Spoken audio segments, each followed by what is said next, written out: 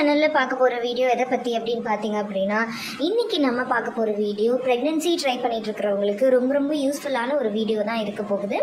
இது எது ரிலேட்டடாக அப்படின்னு பார்த்தீங்க அப்படின்னா, இன்றைக்கி நம்ம பார்க்க போகிறது கருப்பதிதல், அதாவது இம்ப்ளான்டேஷன் சம்மந்தமான ஒரு வீடியோ தான் இன்றைக்கி நம்ம பார்க்க போகிறோம். இது வந்து த்ரூ அவுட் ப்ரெக்னென்சி ஜேர்னிலேயே வந்து பார்த்திங்கன்னா இந்த இம்ப்ளான்டேஷன் அப்படிங்கிறது ரொம்ப முக்கியமான ஒரு பார்ட் அப்படின்னு சொல்லலாம். ஏன்னா வந்து நிறைய பேருக்கு பார்த்தீங்க அப்படின்னா கரெக்டாக அந்த ஓவலேஷன் டைமில் கருத்தரித்தல் நடந்தாலும், அதாவது கன்செப்ஷன் நடந்தாலும் அந்த இம்ப்ளான்டேஷன் ப்ராப்பராக இல்லை அப்படின்னாலே அது வந்து ப்ரெக்னென்சி அப்படின்னு நம்மளால் சொல்லவே முடியாது. நம்ம ப்ரெக்னென்சின்னு அதை கன்ஃபார்ம் பண்ணவே மாட்டோம்.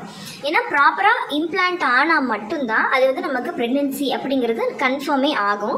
ஸோ அந்த வகையில் இன்றைக்கி நம்ம பார்க்க போகிறது இந்த இம்ப்ளான்டேஷன் ஃபெயிலியர் எதனால் நடக்குது, அதுக்கு முக்கியமான 3 காரணங்களை பற்றி தான் இன்றைக்கி நான் உங்ககிட்ட ஷேர் பண்ணிக்க போகிறேன்.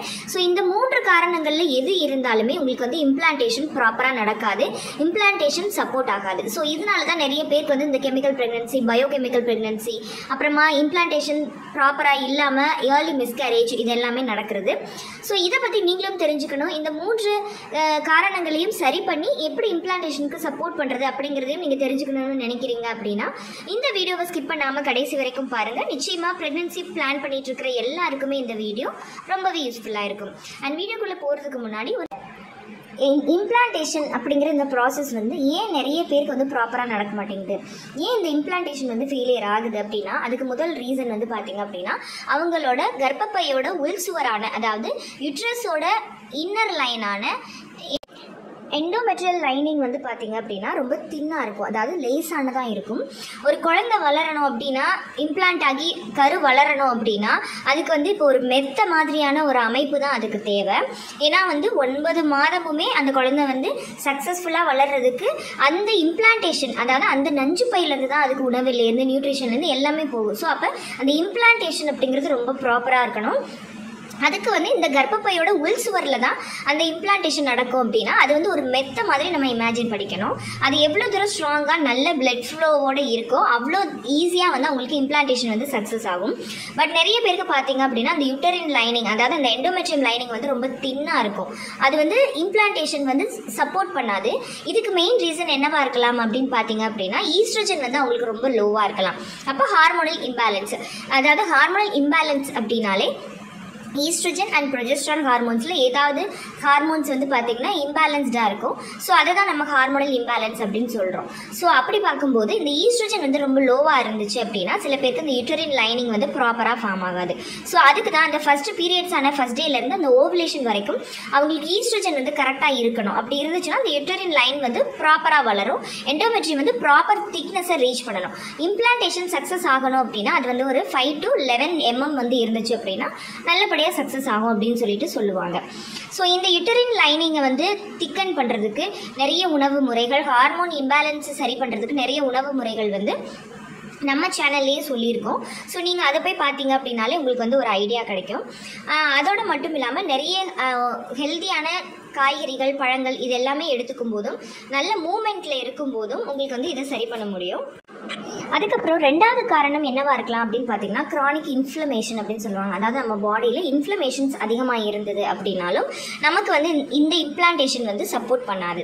ஸோ அந்த இன்ஃப்ளமேஷனை சரி பண்ணுற மாதிரியான உணவுப் பொருட்கள் எடுத்துக்கிறது, லைஃப் ஸ்டைல் சேஞ்சஸ் பண்ணுறது, இது எல்லாமே நம்ம பண்ணுறதன் மூலமாக நமக்கு வந்து இந்த இம்ப்ளான்டேஷனை வந்து நம்மளால் சப்போர்ட் பண்ண முடியும். இந்த இன்ஃப்ளமேஷனை சரி பண்ணுறதுக்கு நம்ம பேசிக்காக ஒரு மஞ்சள் போதும். நான் நிறைய வீடியோஸில் சொல்லியிருக்கேன், பசு மஞ்சள் இல்லைன்னா தனியாக வீட்டில் இதுக்குன்னே வந்து நல்ல மஞ்சளாக வாங்கி அரைச்சி வச்சுக்கிட்டிங்க அப்படின்னா காலையில் வெறும் வயிற்றுல ஒரு 1/4 ஸ்பூன் மஞ்சள் போட்டு அதில் நீங்கள் வந்து மிளகு ஆட் பண்ணிவிட்டு காலையில் ஒரு ஷாட் திக்காக நீங்கள் வந்து அப்படியே குடிச்சிட்டிங்க அப்படின்னாலே உங்களுக்கு வந்து உங்கள் பாடியில் உள்ள மொத்த இன்ஃப்ளமேஷனுமே வந்து நல்லா க்யூர் ஆகும். ஸோ இது வந்து 2வது விஷயம். 3வது விஷயம் என்ன அப்படின்னு பார்த்தோம் அப்படின்னா இது ரொம்ப முக்கியமான ஒரு விஷயம் அப்படின்னே நான் சொல்லுவேன். அது என்னது அப்படின்னா உங்களோட யூட்ரஸில் வந்து பிளட் ஃப்ளோ கம்மியாக இருக்கிறது. அதாவது நான் ஃபஸ்ட்டே சொல்லியிருக்கேன், உங்களோட யூட்ரஸோட இன்னர் லைனில் வந்து பிளட் ஃப்ளோ நல்லா இருந்தால் தான் அது நல்லா வந்து க்ரோத் ஆகி அது நல்ல ஒரு மெத்த மாதிரி வந்து உங்களுக்கு குழந்தை வந்து அதில் பதிஞ்சு வளர்றதுக்கு யூஸ்ஃபுல்லாக இருக்கும். ஸோ அப்படி இருக்கும்போது அந்த கர்ப்பப்பையில் அந்த எண்டோமெட்ரியத்தில் வந்து பார்த்திங்கன்னா ரத்த ஓட்டம் நல்லா ப்ராப்பராக இருக்கணும். ஸோ இதுக்காக தான் நம்ம வந்து ஸ்டார்டிங்லேருந்தே சொல்லிகிட்டு இருக்கோம். பீரியட்ஸ் ஆன ஃபஸ்ட் டேலேருந்து வந்து பார்த்திங்க அப்படின்னா பட்டர்ஃப்ளை யோகா போஸ் பண்ணுங்கள். இது பண்ணும்போது என்ன ஆகும் அப்படின்னா உங்களோட இன்டர்னல் ஆர்கன்ஸ், அதாவது யூட்டரின் பெல்விஸ் ஏரியாவில் வந்து பார்த்திங்க அப்படின்னா நல்ல பிளட் ஃப்ளோ வந்து இன்க்ரீஸ் ஆகும். ஸோ இதனால் உங்களோட ஓவரி, உங்களோட யூட்ரஸ், எண்டோமெட்ரியம் லைனிங் இது எல்லாமே வந்து நல்லா ப்ராப்பராக ஃபங்க்ஷன் ஆகும். புதிய ரத்தம் வந்து நல்லா ஃபார்ம் ஆகும், புதிய ரத்தோட்டம் அதிகரிக்கும். ஸோ இதனால் உங்களுக்கு வந்து இம்ப்ளான்டேஷனும் வந்து ப்ராப்பராக சக்ஸஸ் ஆகும் அப்படின்னு சொல்லிட்டு நான் எல்லா வீடியோஸ்லேயுமே நான் சொல்லியிருக்கேன். ஸோ இதில் வந்து பட்டர்ஃப்ளை போஸ் பண்ணலாம், இல்லைனா லெக்ஸ் அப் த வால் போஸ் பண்ணலாம். இது ரெண்டுமே வந்து உங்களோட யூட்ரஸில் பிளட் ஃப்ளோவை வந்து இன்க்ரீஸ் பண்ணுறதுக்கு ரொம்ப ரொம்ப பெனிஃபிட்டான ஒரு யோகா போசஸ் அப்படின்னு நம்ம சொல்லலாம். ஏன்னு பார்த்தீங்கன்னா யூட்ரஸில் வந்து பிளட் ஃப்ளோ நல்லா இருந்தால் தான் அங்கே ஆக்சிஜன் சப்ளையும் நல்லாயிருக்கும்.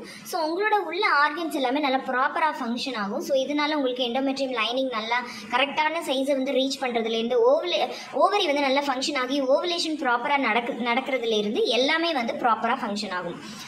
ஸோ இதுதான் இந்த வீடியோவில் நான் உங்ககிட்ட ஷேர் பண்ணிக்கணும் அப்படின்னு நினச்சேன். ஸோ நீங்களும் வந்து இந்த வீடியோ யூஸ்ஃபுல்லாக இருக்குது அப்படின்னு நினச்சிங்க அப்படின்னா நிறைய லைக்ஸ் அண்ட் கமெண்ட்ஸ் கொடுங்க. அண்ட் இந்த வீடியோவை உங்கள் ஃபேமிலி அண்ட் ஃப்ரெண்ட்ஸ் எல்லாருக்குமே வந்து ஷேர் பண்ணுங்கள். அப்போ தான் எல்லாருக்குமே ரொம்ப யூஸ்ஃபுல்லாக இருக்கும். And okay friends, bye, thank you.